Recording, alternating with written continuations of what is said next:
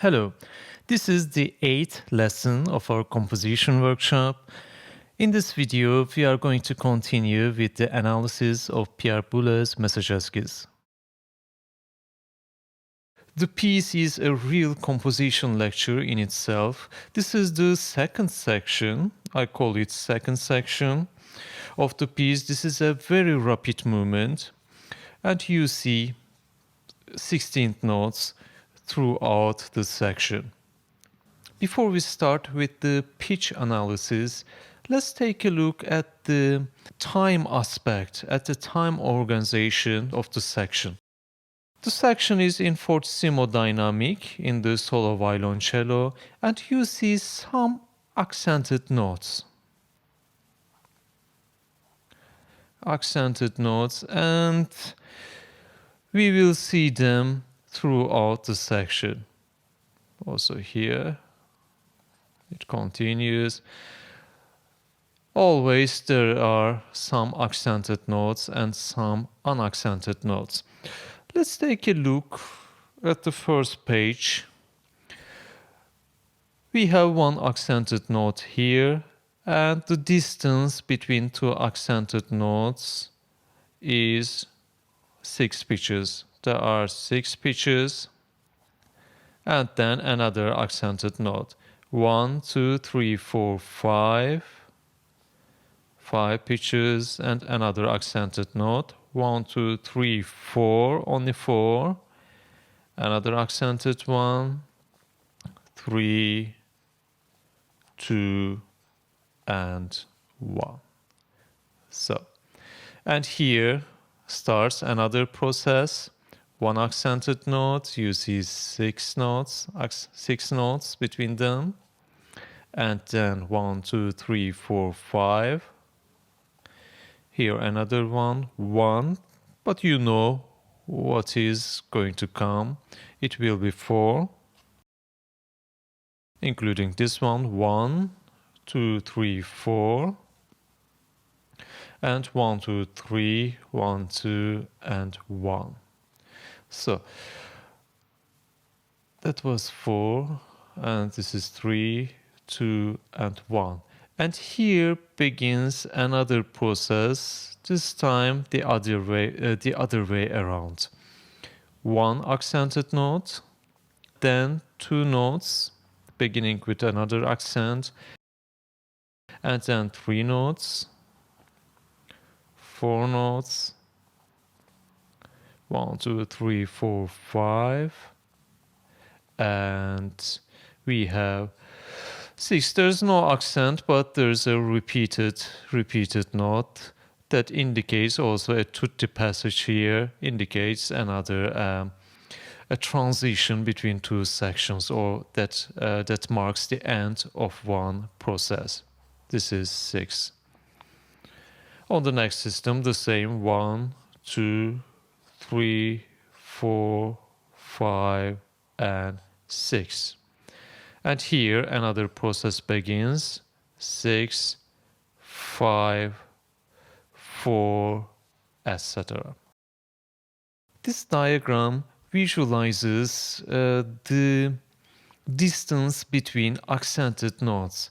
We have an A, let's call phrase, A phrase. And at the beginning we have 6 notes between 2 accented pitches, and at the end we have only 1 note. And also in the B phrase we have 6 notes between 2 accented notes, and it decreases 4, 3, 2, and at the end we have only 1 note.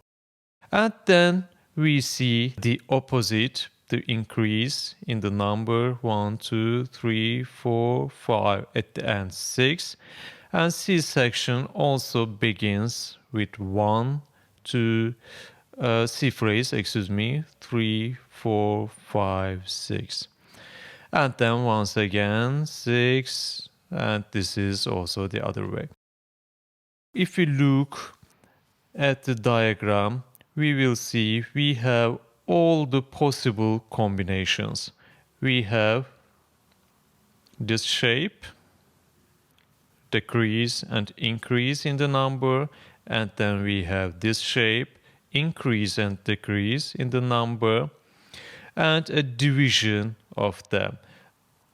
If we divide this one, the first one is here and the last one is here. And this is the formal construction of the first 4 phrases. And you see the first one is only this long, the second one is twice as long, the third one is in the same length as the second one, and then the last one is also in the same length as the first one. A very symmetrical construction.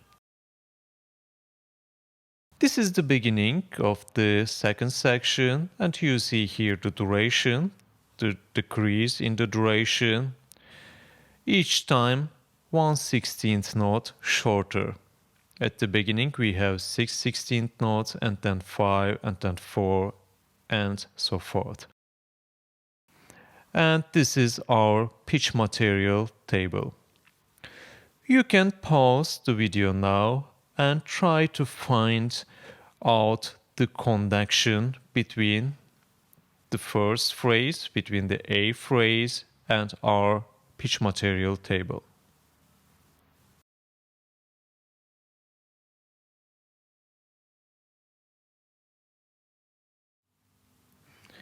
Let's take a look at the pitches, at the first 6 pitches now. We see A, A flat, B flat, F, G flat, and E flat. Do we have this order of the pitches in our table? Actually, yes, we have. This is our second set, but not in the usual order. It is the retrograde of the second set. You see, it begins with A, and then we have A flat, B flat, they are here, and then F, G flat, and E flat, they are also here. Retrograde of the second set. Let's take a look at the second unit. I recommend that you pause the video now and try to find out where the second unit of phrase A is coming from.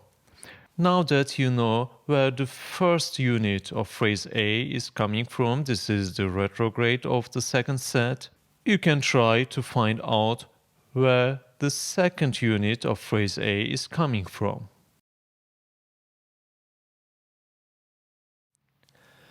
Let's take a look at the pitches. It begins with A. The beginning pitch is the same as the first unit.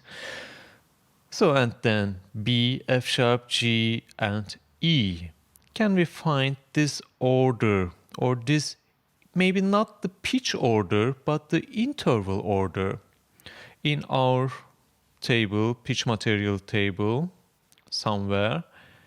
Actually, yes, we can. It is here.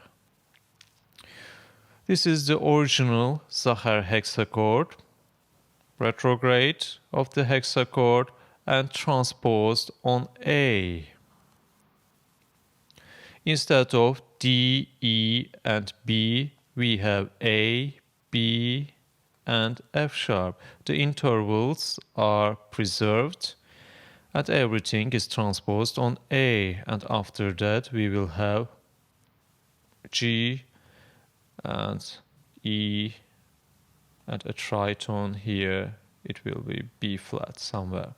Let's check it. A, B, F sharp, G natural, and E. And it ends here. In the first unit, we have 6 pitches. In the second one, we have 5 pitches. And now I'm sure you can find the origin of our third unit. I recommend that you pause the recording now and find it out.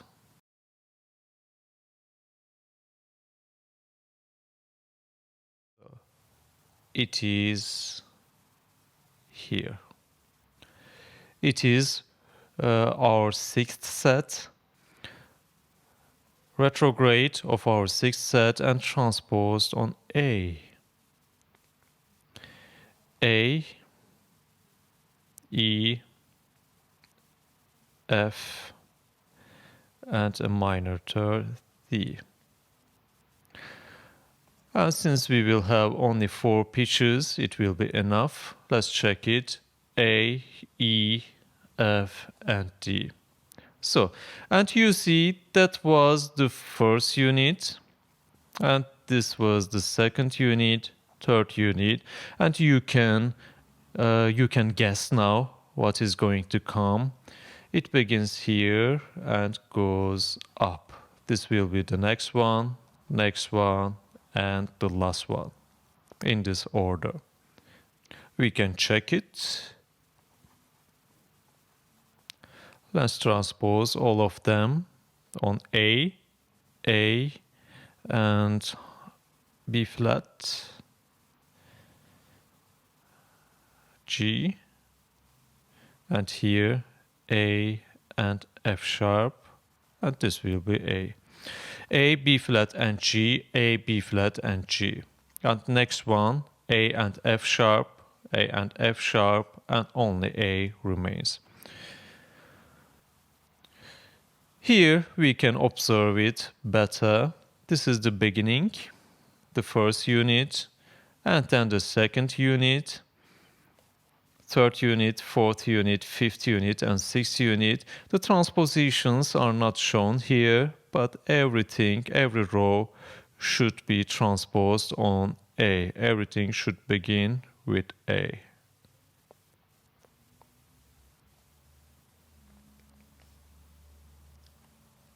By the way, there's also another way to explain the pitch structure. We explained it on our table, pitch material table, but we can also explain it on the beginning pitch set.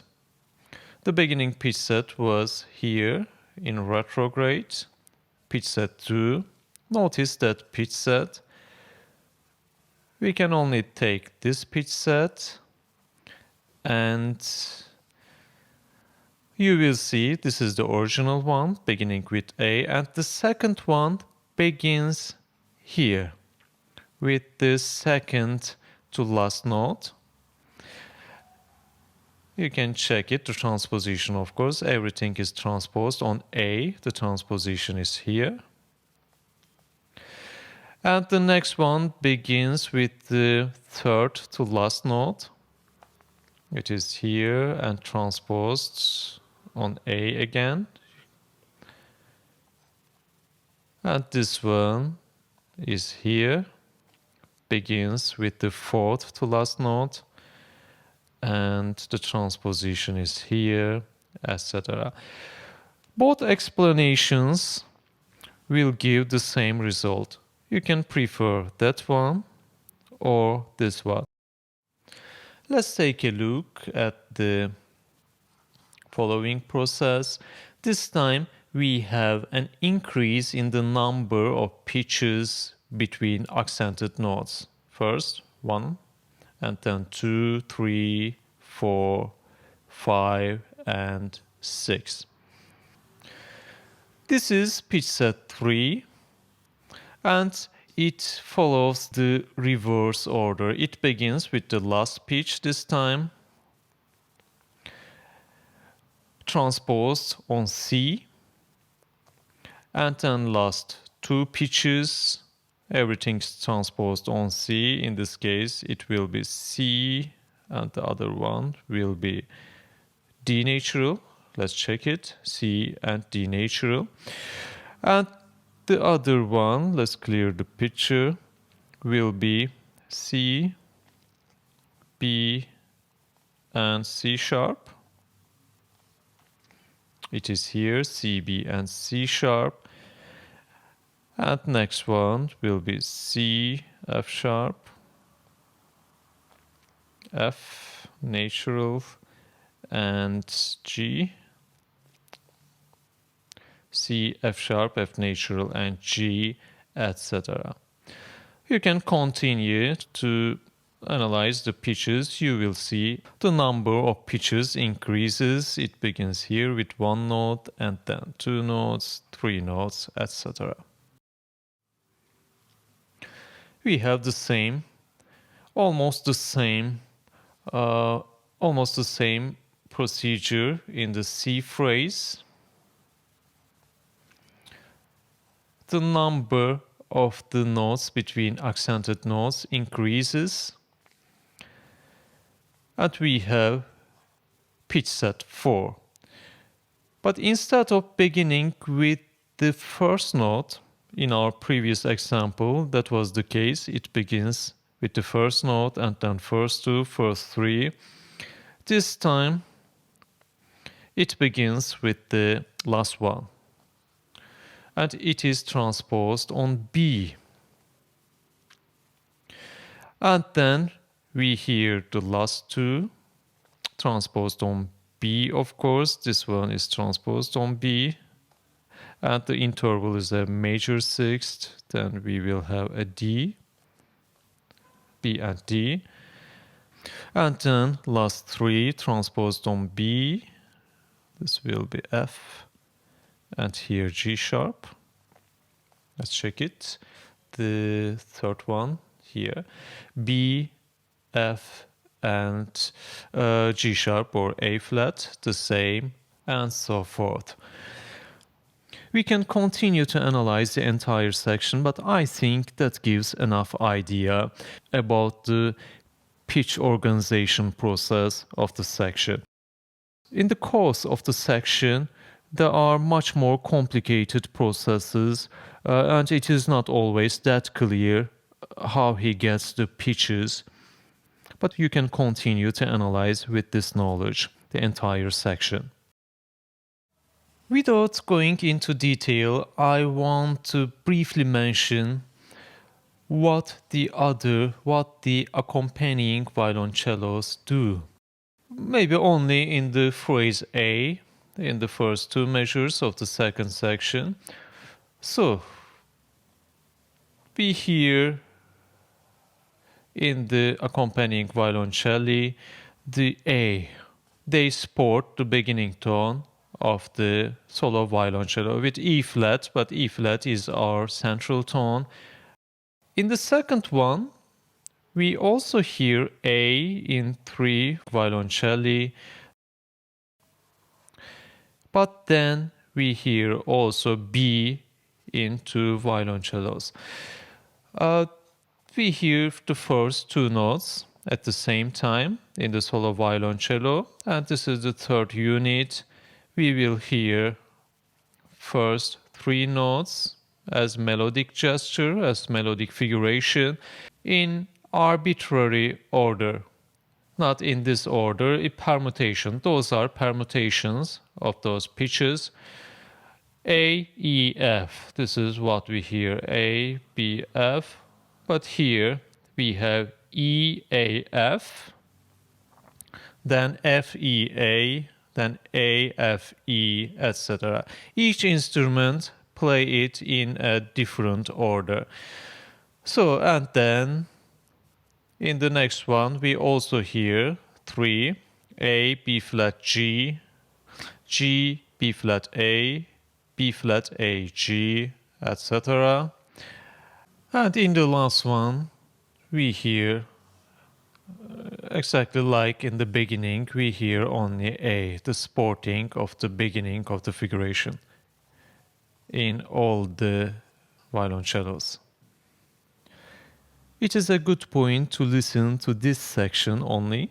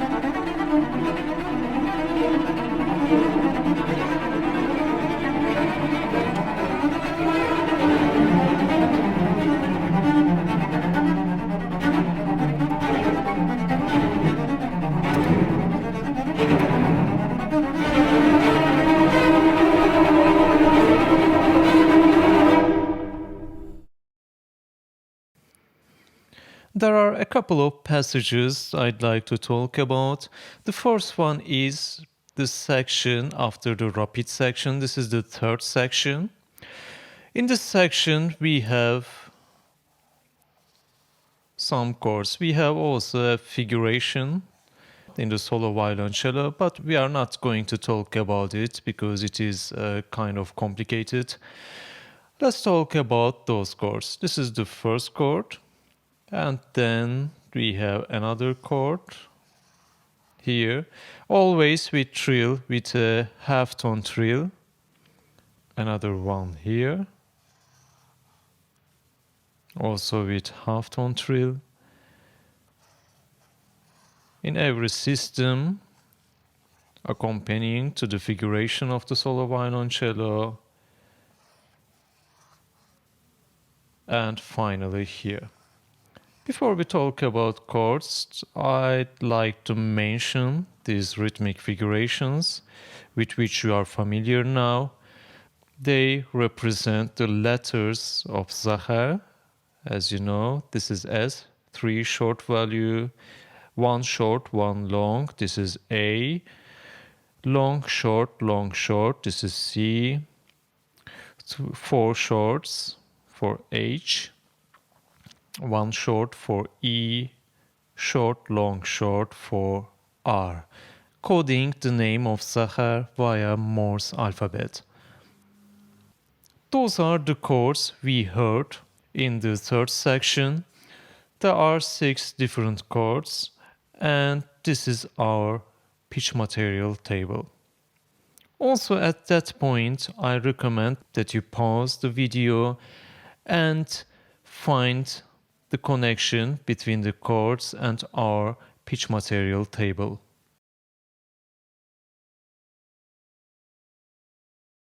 Let's take a look at the last one. The pitches are E flat, D, A, E natural, C and B natural. This is our original Zahar hexachord as a chord. Probably you can guess what is going to come now. The second one, the pitches are A, G sharp, E flat, B flat, G flat and F. This is our second set. And so on. Beginning with the last one, we hear the individual sets as a chord at the same time. After this section, we have a solo section. Only the solo violoncello plays in this section, like a cadence in conventional concertos. I'm going to call each system as phrase. This is first phrase, this is the second phrase, third phrase, fourth phrase, fifth phrase, and there's also a sixth phrase, but it is a mere presentation of Zahar hexachord. You can see it very clearly: A, C, B, E, and D, with E flat as a central tone. This is the Zahar hexachord in its original transposition. So, I just want to talk about the first 2 phrases because Boulez uses a different technique here. Let's take the first phrase and only about the first half, not the second half, only the first half. And this is our pitch material table. If you want a little challenge, you can pause the video now and try to figure it out. But I think it would be a little too difficult at that point. I'll give you a clue and recommend that you pause the video now at that point and try to find out the structure of the first half of the first phrase.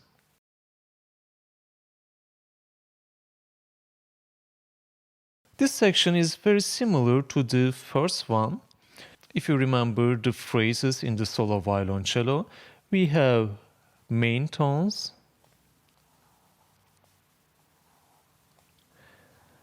and then grace notes. 4 grace notes and then 1 main tone. 4 grace notes, 1 main tone, etc. Until this point, Boulez used the pitch material table always horizontally. We heard individual pitch sets either successively or simultaneously as chord, but it was always horizontally. Beginning at that point, Boulez also uses the pitch material table vertically. So, and this is the first example of this usage. We can find those pitches, main pitches, at the bottom of the table. Those are these pitches: F, C, D flat, B flat, and G. There are only 5, and the last one is E flat, the central pitch. We are going to talk about the second half separately. So, but what are the other tones? Let's take a look at the first unit. The last one was this one. And the other pitches are the previous pitches in a mixed order. We hear that one first and then the second one C, and he skips that, and we hear B flat and then E and then the final tone. It is also true for the second unit. The last one is here. We hear G sharp first and then F sharp and then C sharp, B natural. It is in this order in the second unit. Let's take a look at the third unit. We will see it begins with B flat and then F. He skips G and we hear A flat and then G and then D flat. So, this is the structure of the first half of the first phrase. This is the fourth section, by the way, the solo section. Let's take a look at the second half of the first phrase. In this section, we see two things here. First, the rhythmical representation of the letter S, 3 short values, 3 short signals. As I said, it is about relativity.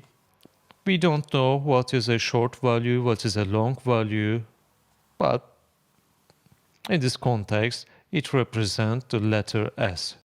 And then we have other pitches here. Let's clear the picture first. We have other pitches,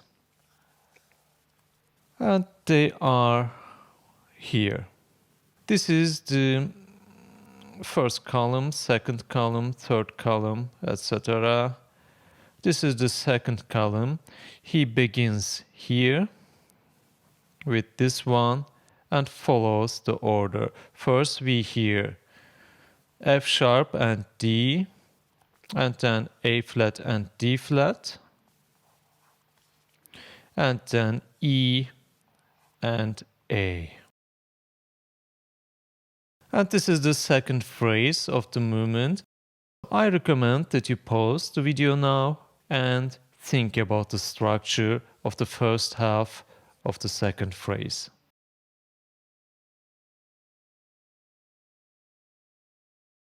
It has a similar structure. For now, we have to ignore this part, these notes. I'm going to explain them. We have main tones, and the main tones are this time here. That was the first phrase, and we are now in the second phrase. And those are the main pitches. In this phrase, you can check it: B flat, B natural, and then A flat, D natural, and C sharp. And as you probably guess, The other pitches are coming from the previous 3 sets. We hear A in the first one, in the first unit, A, C, and E in the order. In the second one, we hear G sharp first, C sharp, and F sharp. The order was mixed.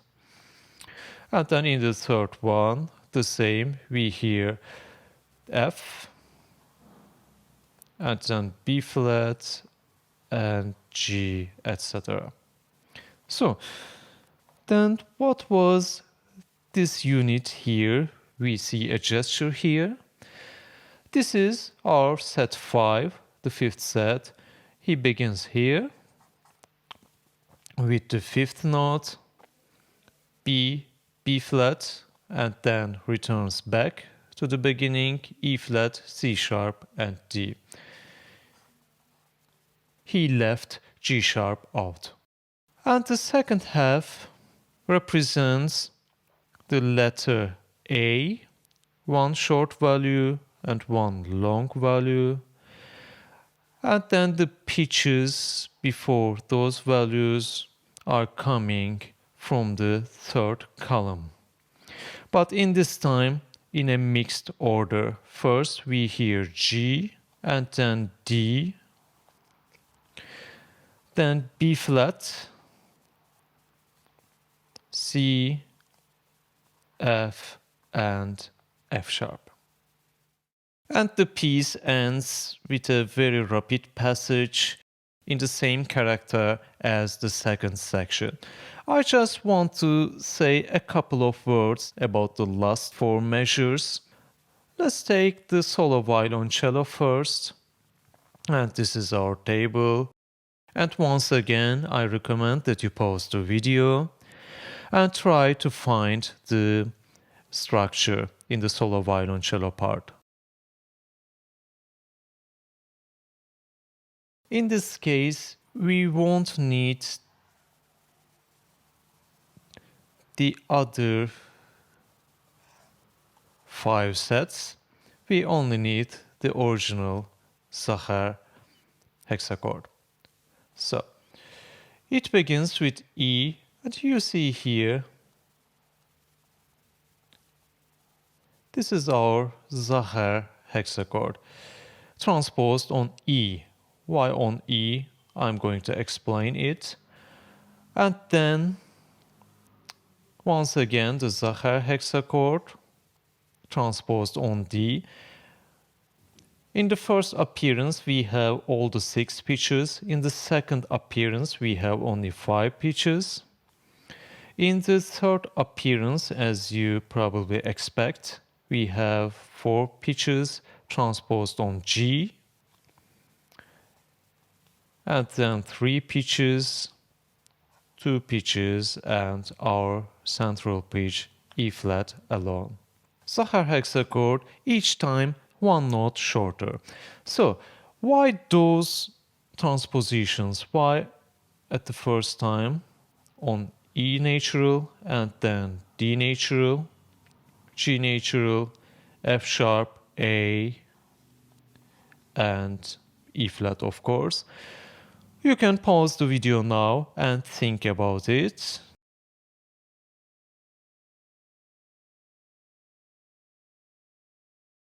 This is the inversion of the Zachar hexachord.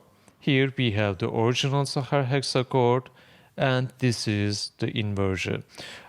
And here in the reverse order, the retrograde inversion of the Zachar hexachord, the Zachar hexachord is transposed on these pitches.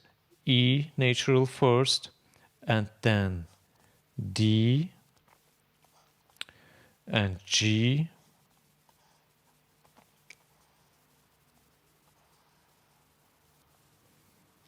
and here F sharp, A,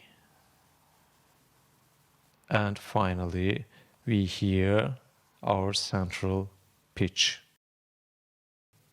It is also highly interesting what the other violoncellos do.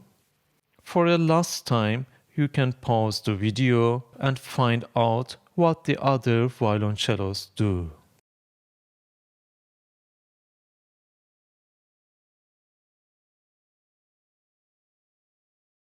Look at the first appearance of the Zahar hexachord transposed on E. We see it here in the first accompanying violoncello. And it is getting shorter each time. In the first appearance, we hear the entire 6 pitches, and then 1 pitch shorter, we hear F, and then not E flat, and it begins again. This time it stops on C, we don't hear F, etc. So, and then, as I said, this is actually a transposition of the Zahar hexachord onto D. We have the transposition here. And it is getting shorter. And this one is a transposition of Zahar hexachord onto G, and we have it here. And it is getting shorter. This one is a transposition on F sharp, we have it here. Transposition on A natural, we have it here. And finally, actually this represents the transposition of the Zahar hexachord onto E flat, and we have it here. And all of them are getting shorter.